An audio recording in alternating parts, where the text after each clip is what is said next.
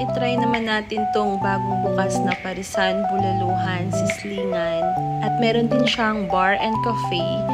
Malapit lang to mismo sa harap ng Robinson Ermita, Malate, Manila. Alfresco dining, para kang nasa resort, pero nasa city ka ng Maynila. Merong umbrella, merong nipa hut, meron din silang aircon room kung ayaw nang mainitan sa labas, at meron din silang billiard. Rent nyo yung billiard for 1 hour for only 250 pesos. Ayan ang kanilang taas.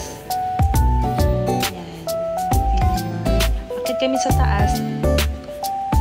Ang bukas ng bar and cafe ay 3 p.m. to 3 a.m. Mas magandang pumunta dito pag gabi kasi maganda yung kanilang mga lights. Yan.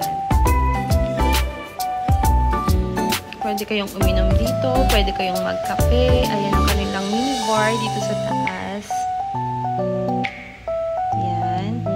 Tapos picture perfect spot. Pwede kayong mag-picture dyan. Ayan, other area, maluwag, maraming upuan, kaya hindi kayo mauubusan ng upuan dito. Beach vibe. Sobrang beach vibe siya.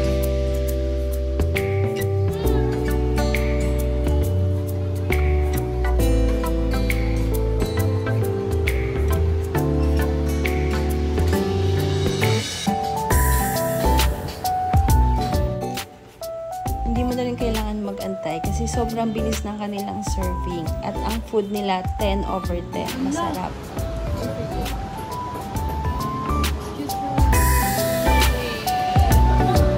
Ito yung tapsilog.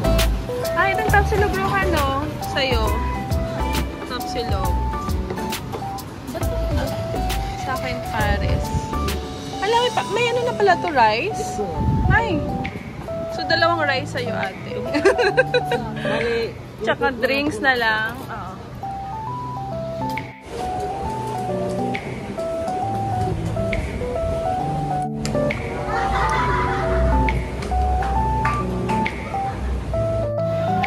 Sarap, Ro?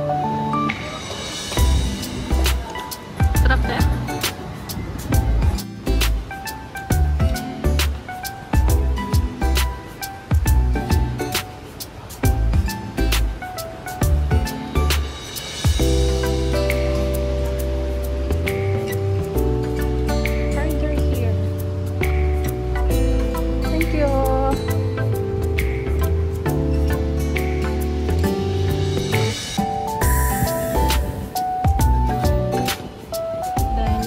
Lang ang Robinson Ermita at walking distance lang. Pumunta muna kami dito sa Robinson Ermita para maglakad-lakad at magpababa ng aming kinain.